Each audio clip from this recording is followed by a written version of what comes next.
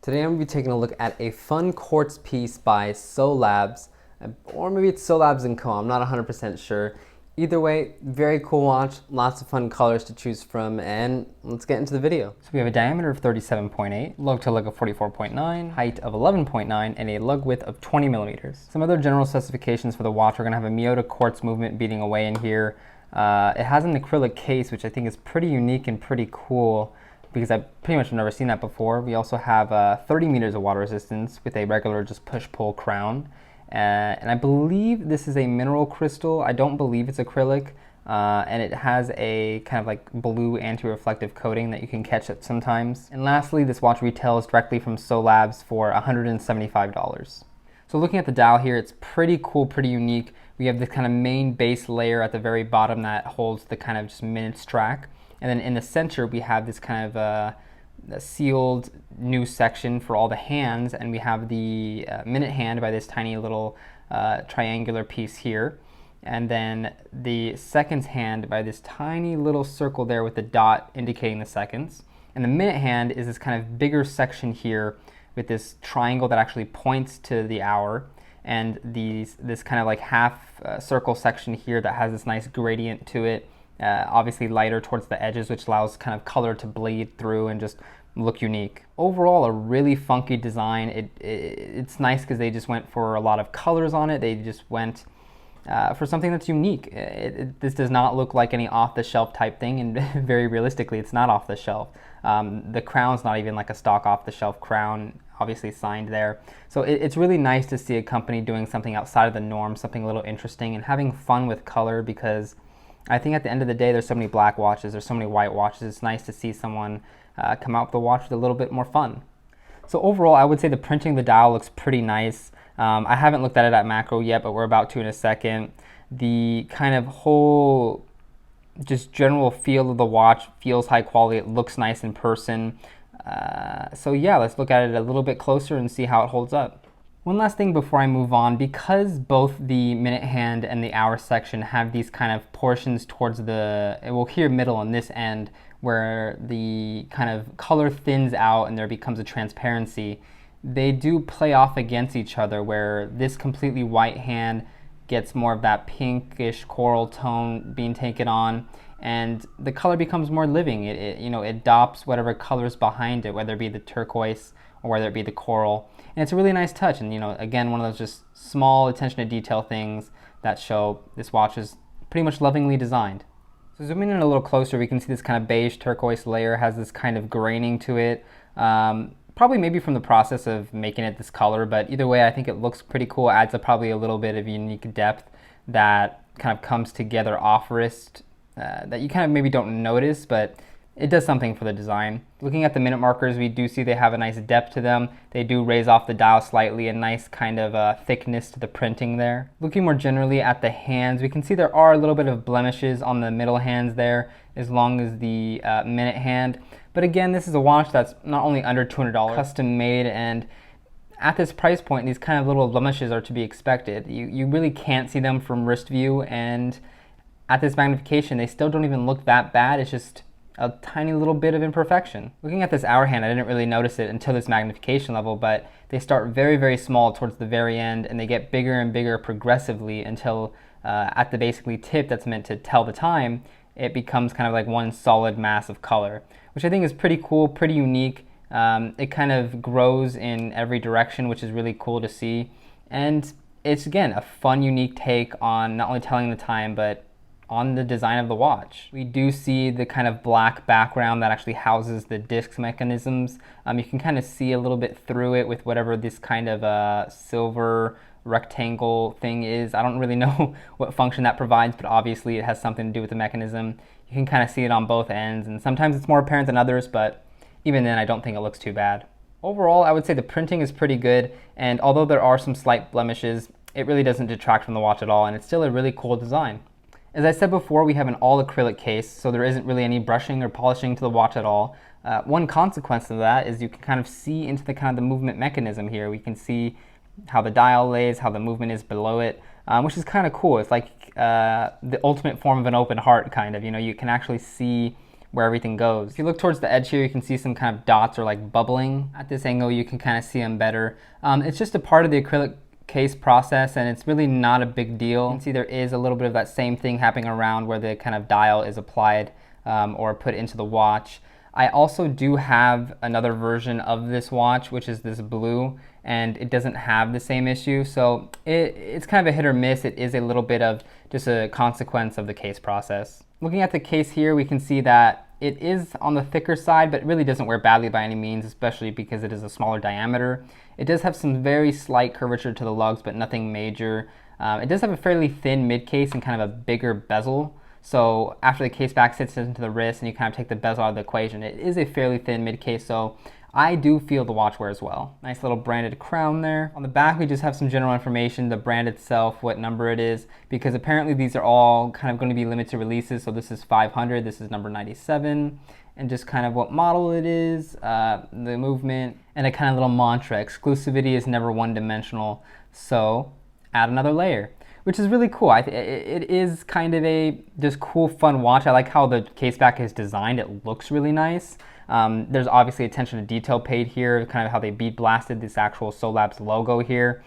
This watch is everything about detail. It's all about fun. I believe on their actual Instagram it says a watch brand that's not for snobs, and that's really what it is. This is all about fun. This is all about how cool the watch is, and I think for the price and for how unique and kind of not off the shelf they had to go, they've executed everything really well.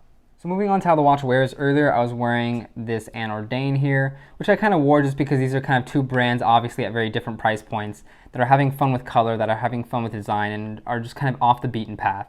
So here we have the Solabs on my 6.5 inch wrist, and as you can tell, pretty short lug to lug distance, pretty small case diameter, so it wears well, it looks nice. This is the stock strap it comes with. This kind of gray suede. It's not the best quality, but at the price point I didn't expect that either. It's also not very bad quality. I mean, this is a very serviceable strap. You can use it if you'd like to, but it doesn't cost much money to just put it on something else. We do have a nice kind of signed buckle there, really nicely done, and then kind of a logo all the way at the end here. So there is, again, even detail paid attention to the strap, which is nice to see. Taking a look at the side view, as you can see, it's obviously not the most ergonomic case ever, but it does still conform to the wrist pretty nicely. They paid attention to dimensions, so it does wear well overall, even if they couldn't have made it the most ergonomic because of kind of cost budget concerns. Of course, this is a much more expensive watch, but I want to say, I feel like the dial color and the quality of the Solab still shines through. I don't think it looks like it's comparing a $175 watch versus a $2,000 watch. It actually holds its own. It looks beautiful. It has a great design, and I think that's hard for a more affordable company to do, and Solabs has accomplished it really well here. So taking a look at these two watches really quick, I originally purchased the one on the left because I really liked the blue and the pink accents, but after a while, because this whole kind of base whitish beigeish plate is actually lumed, which is a really cool effect. However, it does lean that kind of greenish tint rather than a pure white, which I don't really like, while this one is always the same color. It's this beautiful greenish blue, and it still does have that pinkish kind of accent to it, which I really like, and it looks just as good in my opinion, if not, better for me. Really quickly before I move on, it's really nice to see that at least Solabs used quick release pins on the strap, which is something they definitely didn't have to do and probably added a little bit to the cost. So this really is a watch that took every extra step when it could.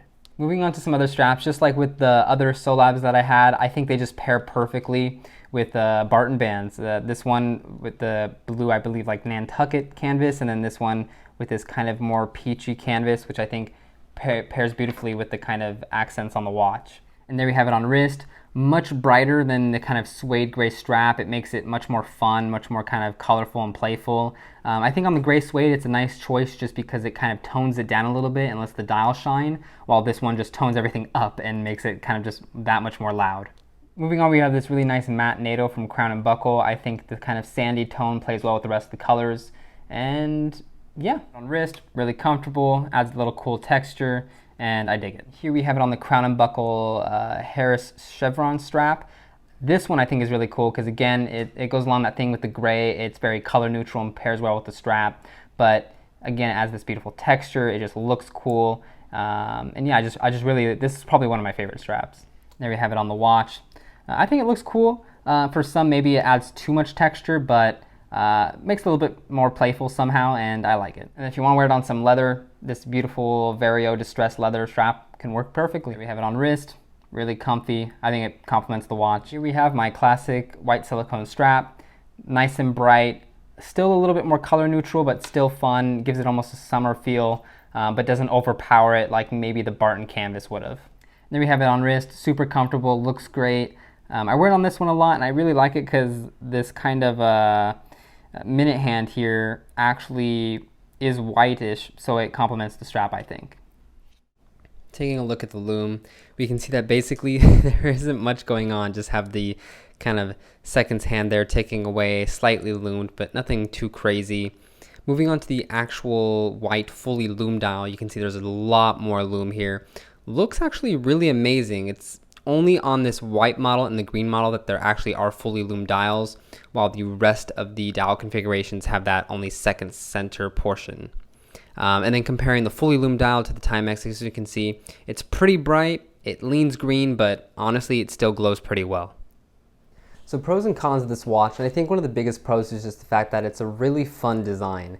I mean, it has a bunch of cool colors associated with it, there's a lot of uniqueness between the different colorways themselves, and kind of just like following on that thought, it is just a unique watch. It's not off the shelf in any way. It doesn't look like anything else out there. It's not trying to be an homage to anything else. It is just its own design, and it's a refreshing design as well. It will definitely stand out in the watch box and kind of stand on its own because of how cool it is. Another pro I think would be the acrylic case that's used.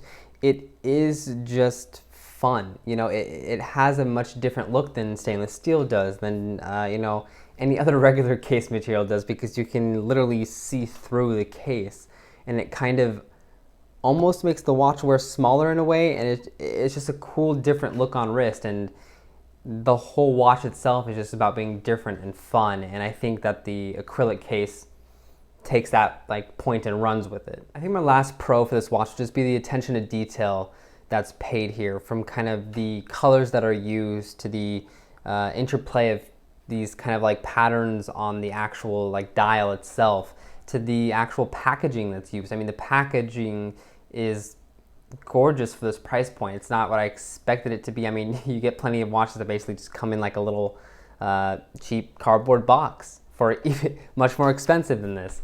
So I think at the price point, they're doing amazing stuff both in the design department and just the kind of attention to detail department as well. Moving on to cons, and honestly I don't think there are many. One of the bigger cons would be the fact that because of the acrylic case process, there might be some kind of those little small air bubbles you saw with one of my models, but the other one didn't have that. So it's kind of luck of the draw, and it's probably one of those things where they could maybe crack down on QC and not pass any cases that have that bubbling issue, but probably isn't cost effective to do that, and it's not a major detractor from the watch at all. It's just is what it is, and at the price you're paying, it's something I can live with. My last real con would be the fact that the strap that it comes with stock is not the best. It's not the worst, but it's also just not the best. I end up putting just other straps on my watches anyway, but even then I think they could have gone with a slightly higher quality strap and maybe added $10, $15 onto the price of the watch itself. But I think it is serviceable, and for what it is, it still does complement the watch well. Final thoughts on the Solabs, and I just really think that it's fun. It isn't a watch that's meant to be taken too seriously. I think one of their taglines on their website is basically a watch that's not for snobs, or maybe that's on their Instagram, I don't remember. But I like that idea. You know, it's something that not everyone's gonna get. It's not something everyone's gonna like. Not everyone's gonna want to spend close to $200 on a quartz watch. I mean, they think, you know, spending over $50 on a quartz watch is crazy. And to that I say, you really have to take a second to think about how much work went into the design of this watch, how much work probably went into prototyping, went into the case design, all the packaging design as well. I mean, there's all these steps that add to the cost, and I think for what you're getting, there's an immense value here. So I think if you're just kind of looking for something fun, you're looking for maybe adding a little color to the collection, you're looking for something different, this is definitely a watch to consider. It's a great size, it fits well, it's well made, it looks cool, and really there's not a lot of bad things I have to say about it. It's a watch I enjoy. It's a watch that is never going to leave my collection because, one, it's not too expensive, but also it's just super fun. So if you get one, let me know. Let me know if you enjoy it. Let me know if you don't. But either way, I hope you got something out of the video. Thank you for watching, and I'll see you in another one.